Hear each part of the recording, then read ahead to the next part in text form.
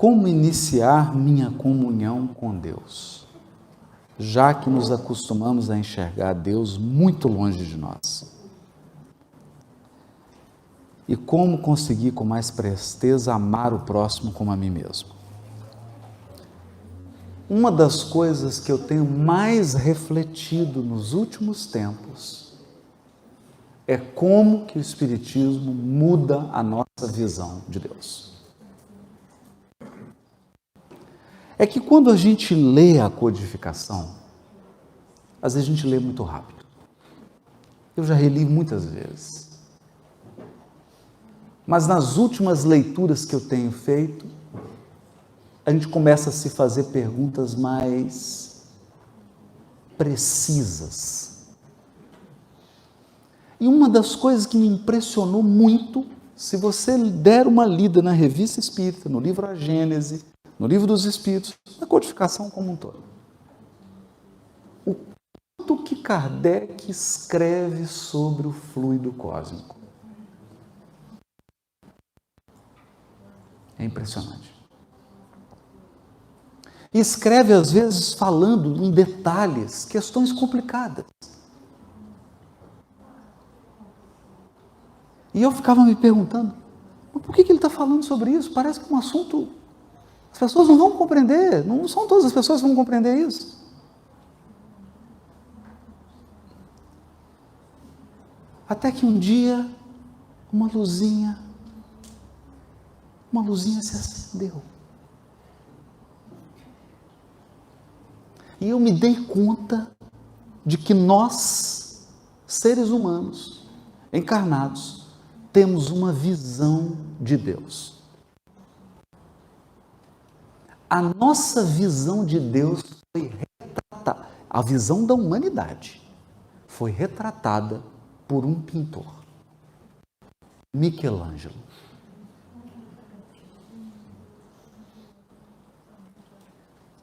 Se você olhar a Capela Sistina, a pintura de Michelangelo, você terá uma imagem clara da nossa concepção de Deus.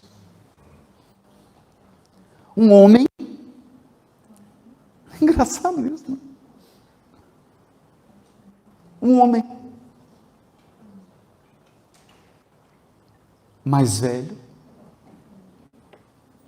grisalho, não é engraçado isso? Por isso é um homem careca. Não, é grisalho, mais velho, que tem a forma humana.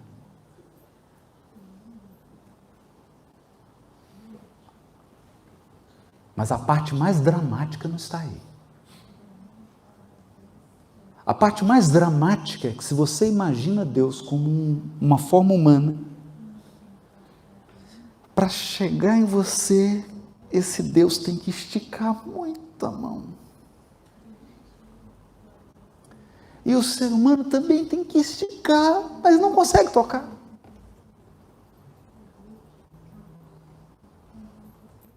É um paradoxo.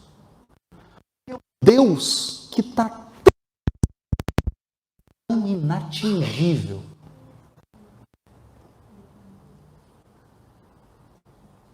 Você já pensou?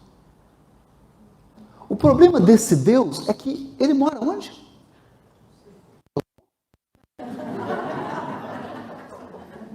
Ou será no Texas? Ou na fronteira do México? Está complicando.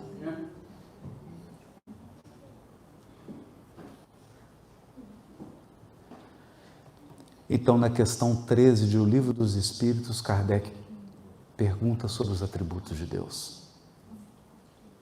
E lá está, Deus é imaterial. Não precisava dizer mais nada. Mas ele ainda diz mais, incorpóreo. Deus não tem corpo, não tem mão, não tem boca.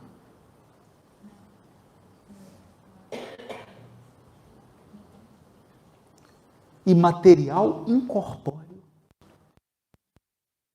É a inteligência suprema. Então, ficou difícil. Então, Kardec começa a desenvolver a ideia de que todo o universo está mergulhado em uma substância, em um oceano de energia, se você quiser chamar assim. Eu não gosto muito de falar de oceano de energia, senão daqui a pouco você vai no Whole Foods comprar pacotinho dessa energia. Eu fico um pouco com medo disso.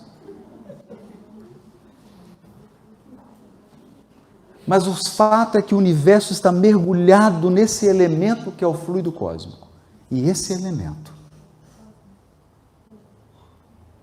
é o elemento que transmite o pensamento de Deus. E ele gera tudo que é material no universo. Tudo.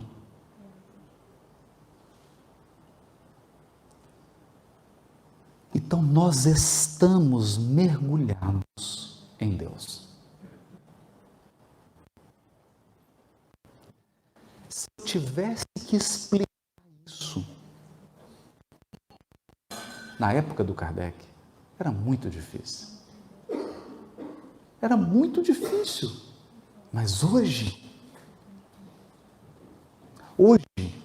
eu posso dizer aqui, todos aqui agora estão mergulhados no Wi-Fi da igreja. Todos. Você anda com seu celular e você está mergulhado nas ondas eletromagnéticas da sua operadora de telefonia.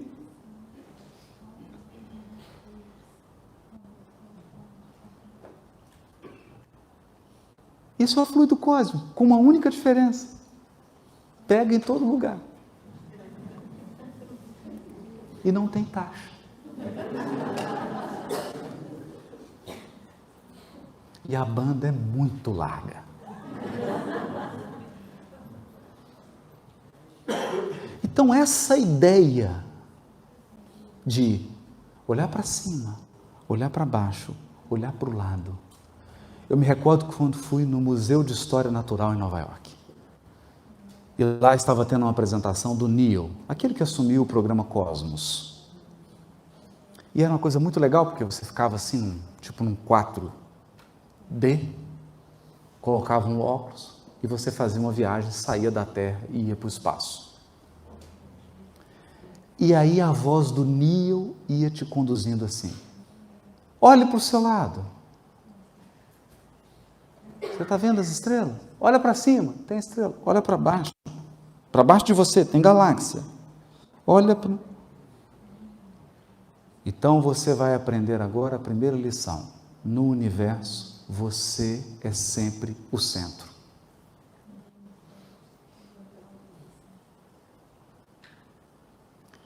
Naquele momento, eu me dei conta da revolução que o Espiritismo traz para o pensamento religioso.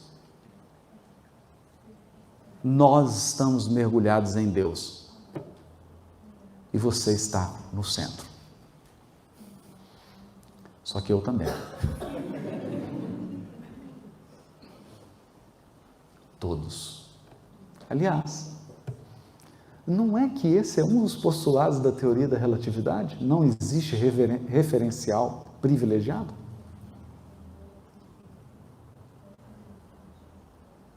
O referencial é a velocidade da luz?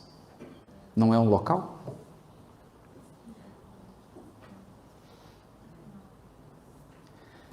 Então, por que você está olhando para cima para falar com Deus? Por que você tem que entrar num lugar para falar com Deus? Você está achando que você está tomando banho e você não está em Deus. Nós estamos mergulhados. Mergulhados. Então a questão aqui é: em que você está pensando? Esse é o segredo. Não é onde você está. Você nunca saiu de Deus, porque não existe fora dele. Não existe fora.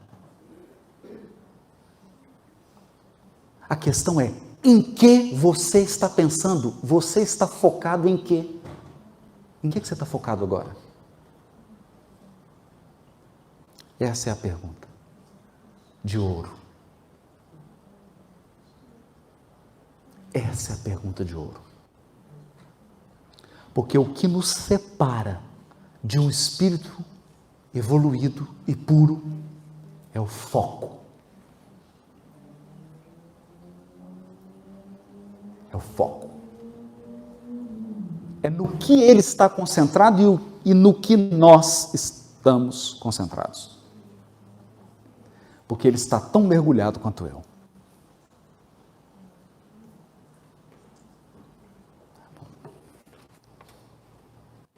Você pode contar alguma história que o tenha marcado como um exemplo da lei de causa e efeito? Tem uma história que eu acho que quem me contou foi a própria pessoa. É um amigo de Minas Gerais que conviveu com o Chico. Morava em Uberaba, tinha um escritório de contabilidade. E, bom, o Brasil tem dessas coisas. Entrou um ladrão dentro do escritório dele, levou tudo. Mas não contente em levar os bens, quebrou tudo. Levou o computador, tudo. E quebrou o resto. Quando ele chegou para trabalhar, que abriu a porta, viu que tinha passado um furacão. E ele então ficou muito triste. É uma sensação muito ruim. E passou o dia angustiado. Só que à noite tinha uma atividade no grupo espírita com o Chico. E ele chegou tristonho, cabisbaixo. Quando ele chegou, o Chico perguntou: meu amigo, o que foi? E ele contou. Ô Chico, aconteceu isso. E o Chico abraçou forte. Depois olhou para os olhos dele e disse assim: ô meu amigo, é tão bom devolver.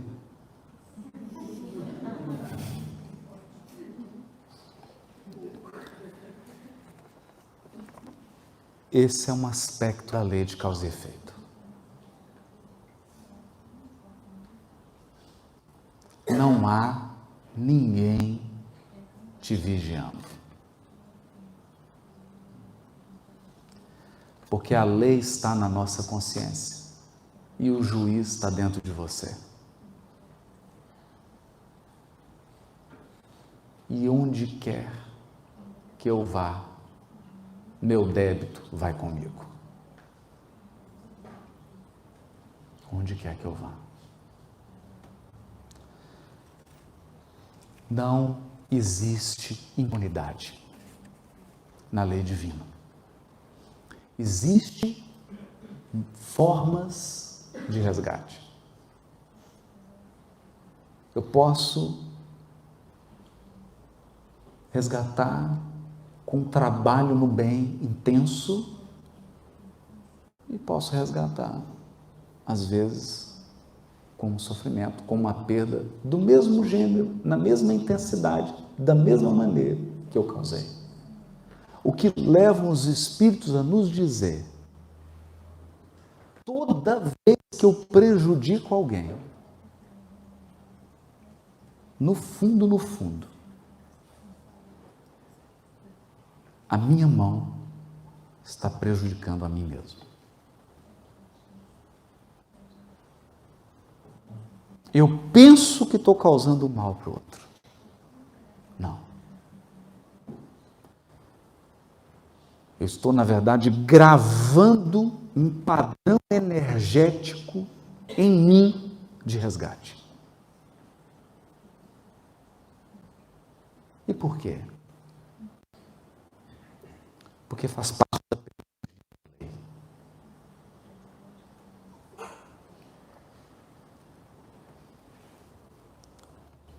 Quem causa o prejuízo, esquece fácil. Quem recebe o prejuízo, não esquece. Então, o que a lei divina faz? Inverte. Inverte. Quem causou o prejuízo ontem, agora sofre o prejuízo. Ele muda de posição. E essa mudança de posição é uma lição valiosa. Eu poderia dizer, mas eu não sei, vou dar trabalho para a minha tradutora. Essa mudança de posição é para você saber o quanto a sua mão pesa.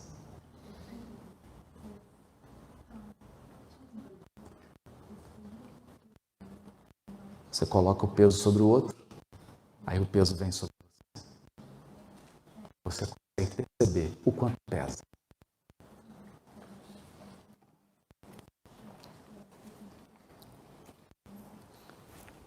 Nos momentos de adversidade, qual a receita para se abstrair e se concentrar no futuro? Qual a receita para aprender com essas adversidades? Uma coisa eu aprendi na pele, na prática. O Consolador prometido não tira a dor. Consolar não é tirar a dor. Consolar é nos libertar do desespero. Há uma frase do psiquiatra suíço Carl Gustav Jung que diz assim: o sentido torna suportável um grande número de coisas, talvez todas. O sentido. Porque nós, seres humanos, não toleramos passar por uma situação que não tenha sentido.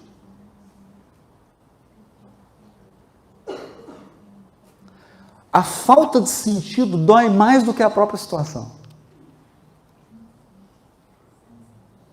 É tanto que a gente se pergunta, mas qual que é o sentido disso? Que sentido tem isso? Então, talvez a pergunta aqui seja, que sentido tem as dificuldades? Que sentido que tem isso?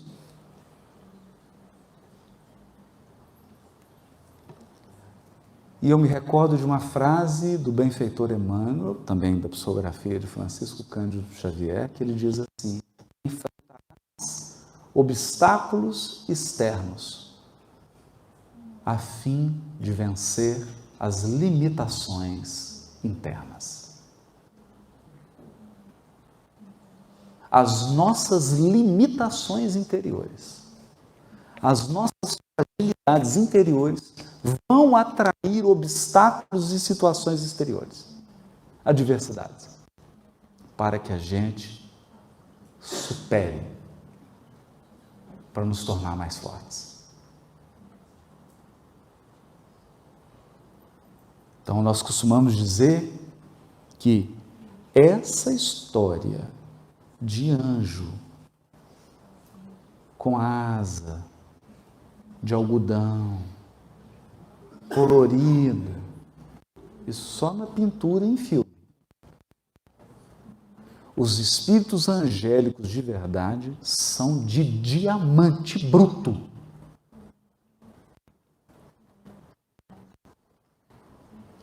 O limiar de dor de um espírito superior é 1000 vezes maior que o nosso. Há uma cena do livro Paulo Estevam que me impressiona. Estevão está sendo apedrejado. Apedrejado. Ele está... Você imaginou? O que é desencarnar? Apedrejado?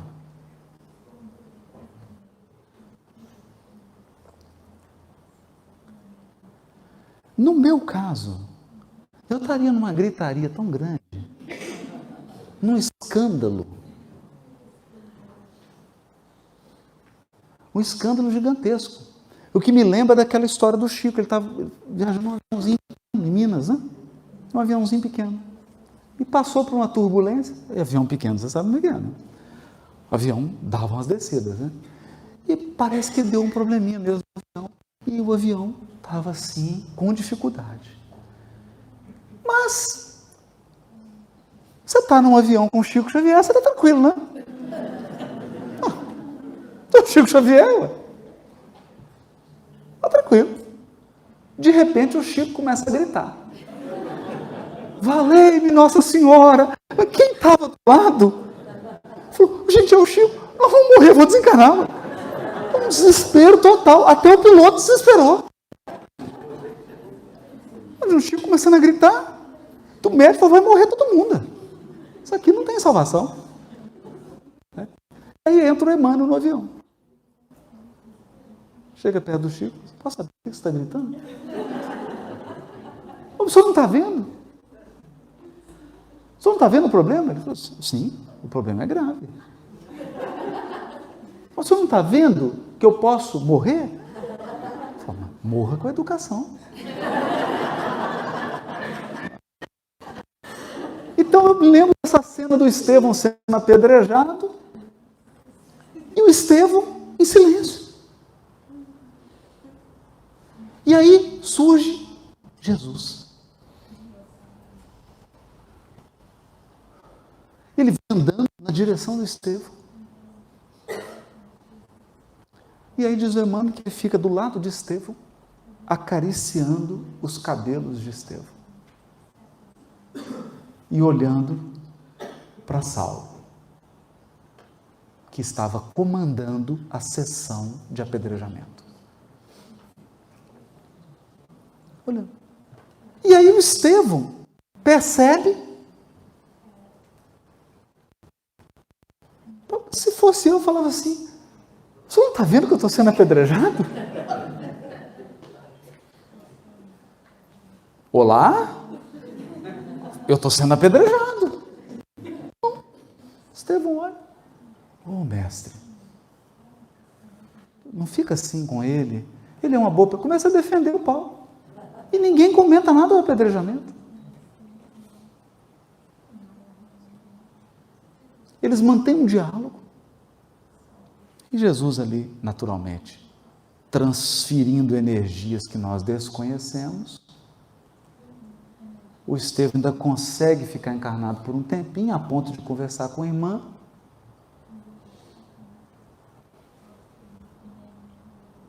E ninguém comenta sobre o apedrejamento. Então, limiar a dor, a resistência de um espírito superior, é algo extraordinário. Extraordinário.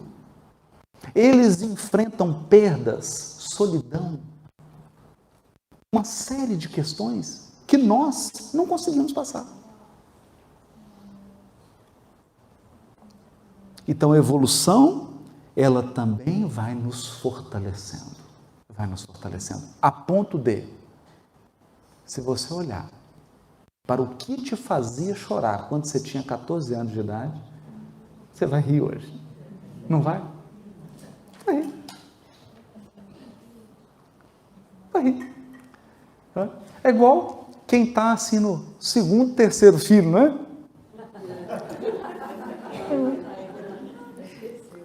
Já olha assim, quando a gente está com o primeiro, não é?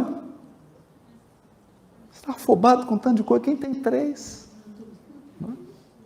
Então você vai ganhando experiência, maturidade, a experiência vai te tornando robusto, forte, espiritualmente estável. Esse é o sentido. Esse é o sentido. Porque nós somos diamantes espirituais que precisam ser lapidados. Nós temos uma força descomunal.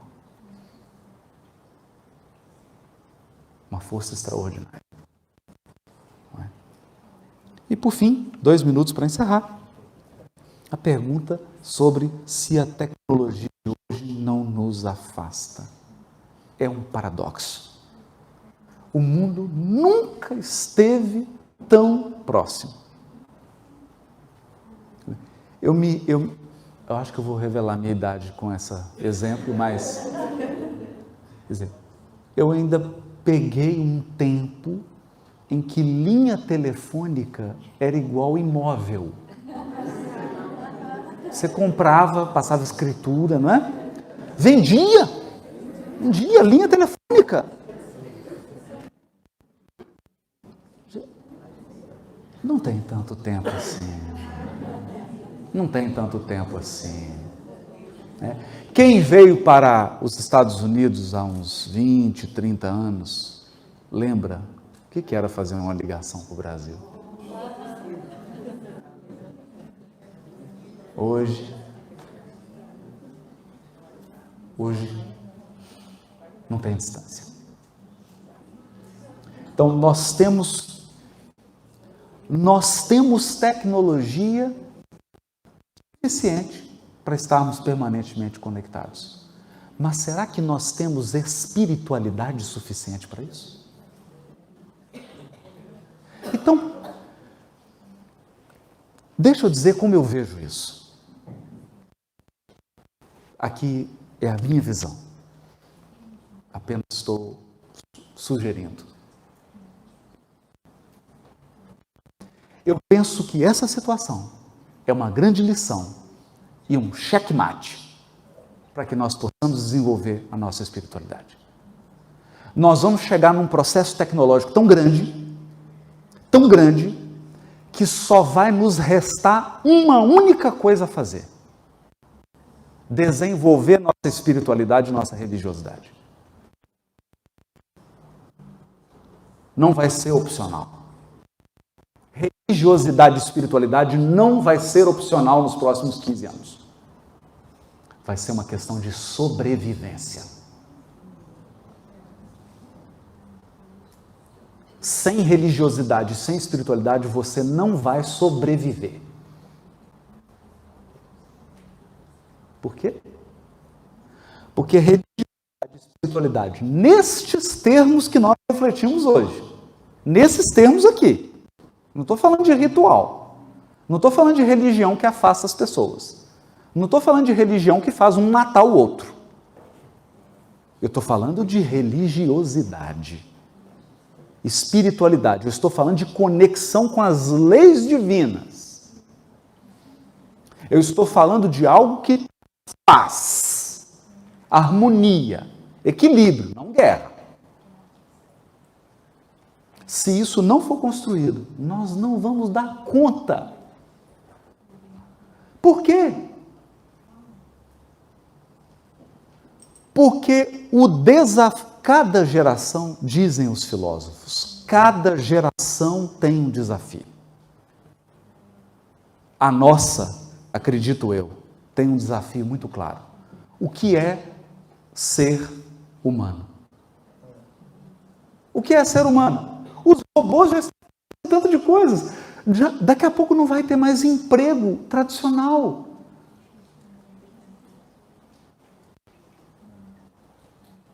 Não vai. A Alexia apaga a luz, acende a luz, liga o café, esquenta a Alexia.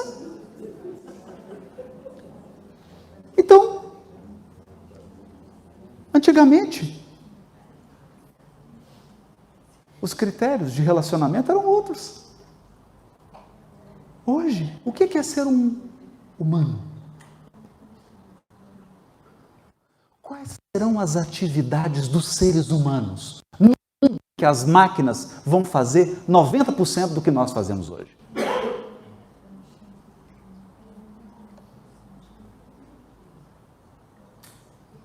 O quê? ser espiritual. Ser conectado. Porque isso só o ser humano pode ser. É o desafio. Novidade? Não, novidade nenhuma. Último capítulo do livro A Gênese. A era do Espírito. Nós vamos entrar na era do Espírito.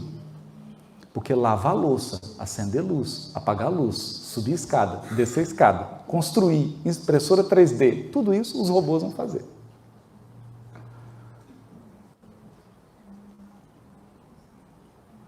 E nós teremos que ser espíritos. Como enfrentar esse desafio? Se 90% da população pergunta, mas tem espírito?